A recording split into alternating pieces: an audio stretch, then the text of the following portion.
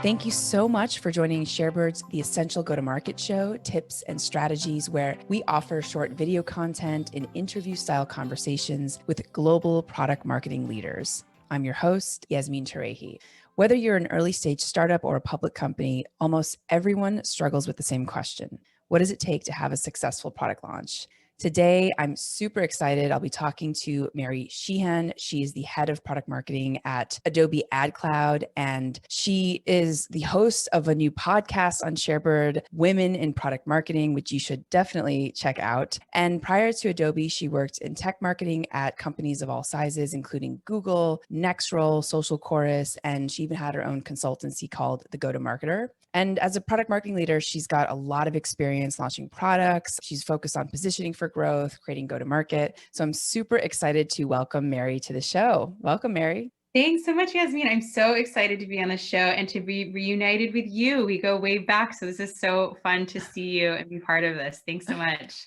Yes, well, likewise. And thank you so much for continuing to grow the product marketing community. I think you are definitely a leader and an innovator in this field. And so excited to talk to you today. So, Mary, can you tell us some of the top takeaways and top learnings that you have experienced when launching a product successfully in market? Definitely. So I think that product launches can seem really intimidating if you've never done one before, but they're not rocket science. I think all you need to do is really make a plan, communicate the plan, communicate it over and over again, and then tweak it as you go. So I say it like that because I think it's really fundamental to get that core team together, make sure that you are all on the same page, and then really be vocal about what you're going to do with it and accept feedback as you're going. But as long as you're confident in the plan that you have, and making sure to communicate that regularly to stakeholders, it goes pretty well. Awesome. And can you tell me what are some of the elements in that plan at a high level? Obviously, we don't have hours to talk about this, but at a high level, what are some of the themes that you would put together in a go-to-market plan?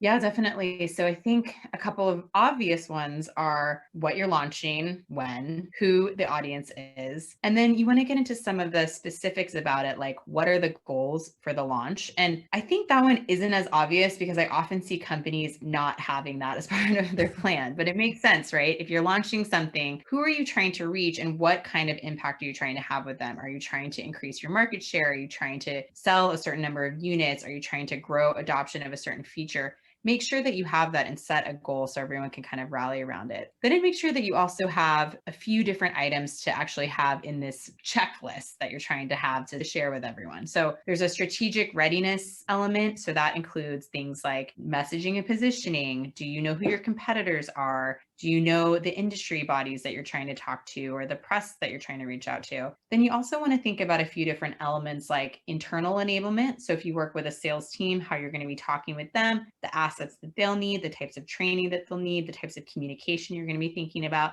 and then external enablement. So whether that's paid social, things like updating your website, putting together an overall launch package that you're sending to customers, just thinking through all the different bits and pieces. But the easiest way to really think about it is those three elements and making a checklist. So the strategic readiness, the internal enablement and communication, and then also the external enablement. And that'll look different for every industry and for every company, but there is pretty much a good template there to get you started. Awesome. Yeah. And I think what is interesting, what we've spoken about before, is that depending on which industry or vertical you're focused on, that could look very different. And Mhm. so I know that you've worked in a lot of different industries. So there's a lot of different ways to create these plans. So thank you for that. Mary, what are some of the biggest mistakes that you've seen people make in go-to-market? And if you feel comfortable sharing maybe some of the mistakes that you've made when putting together a go-to-market plan. Yeah, definitely. So I think the biggest mistake is underestimating how much time something will take. So if there is a product manager working on a product and wanting it to be launched, often they might not even think about that launch moment until 2 weeks before they're ready to launch it. And that's just not going to work for a product marketer. And that's just not going to work for the success of the product. So I think you know this, but when we were at Nextroll, the very first product launch that I did, I actually had to convince one of the product managers to let me work with him and do the launch process and show that it could be successful. So I had to get my foot in the door and prove to the product management team that actually partnering with product marketing earlier through the market validation stage through the positioning, messaging, how it was going to actually appear in the product itself will be so much more successful than actually just kind of handing it to us when it was almost to the finish line and expecting us to put lipstick on it. So I did this launch with one of the PMs, and he was hesitant at first, but it went really well. And then we were able to show this internal case study together that it went really well. And so we're able to use that for the rest of the time working together there, which was really wonderful. So everybody after that was clamoring for a product launch. But what can go wrong? There's so many things that can go wrong. I think some biggies I've seen and something I've been guilty of in the past is not communicating to every stakeholder group. So many of us work in global companies and you're kind of running forward, working on the launch plan, and all of a sudden you realize, oh, I forgot to tell EMEA. And in some cases, that can actually have reverberating effects because the laws in Europe are so much different than the laws that we have in the US. So the product might not be able to launch in the way that you're able to launch it in the US, and the functionality might not be able to be the same, for example. So there's definitely something to be said of really sitting down and mapping out all of your stakeholders, all of the regions, all the people that you need to talk to. I've also seen some problems with the launch timeline slipping, which I don't actually ever think I've been on a launch that hit the perfect date the very first time we set it, 6 months out. So I think there are a lot of contingency plans that you can have, and making sure that you have high communication with the product manager to make sure that you're within that window of the product launch and kind of get to that good place is really important to help to nail it. So the timing is such an art and science type of problem that you need to address. And I've seen many different things slip and happen with that. But I would say communication really helps with it to make sure that it's right.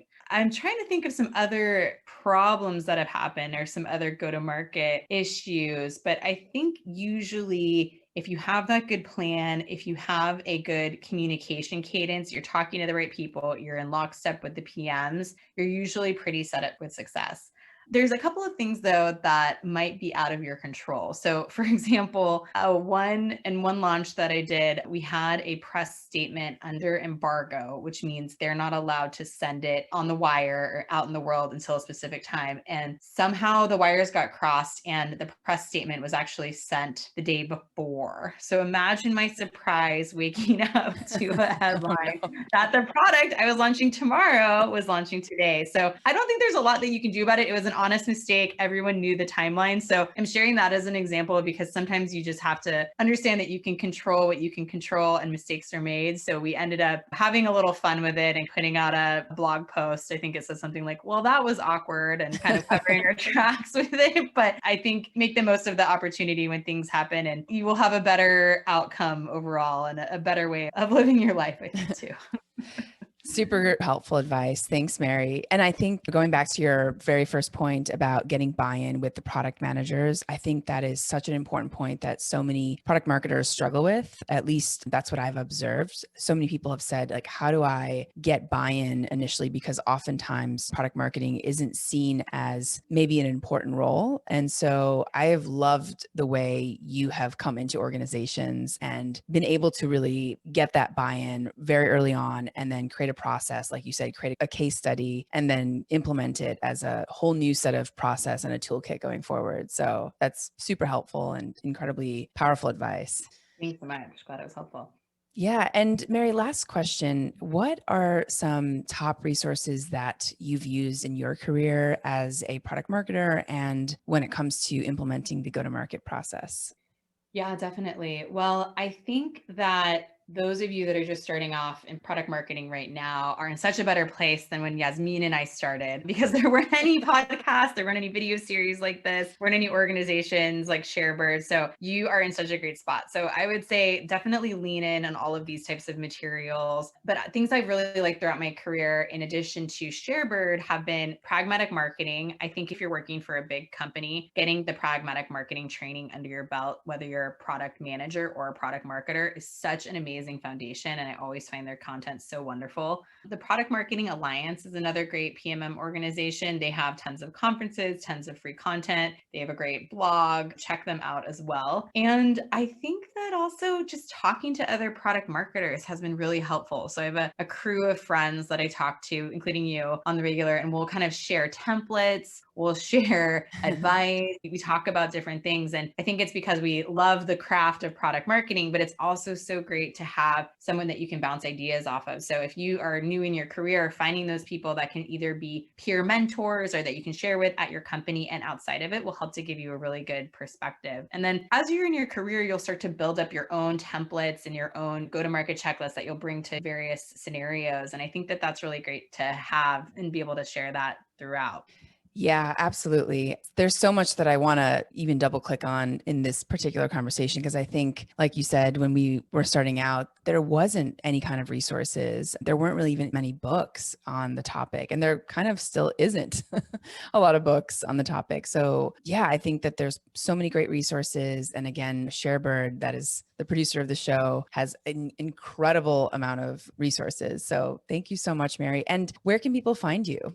So LinkedIn is a great place to find me. I'm pretty active on here as well. Would love to connect with anyone that is hoping to learn more about product marketing. And then also subscribe to the Women in Product Marketing podcast. I think it's been a great way to expand the conversation with women in business, for those that are new to product marketing or for those that are more seasoned in their career. We get into a lot of awesome topics. So hope to see you there soon.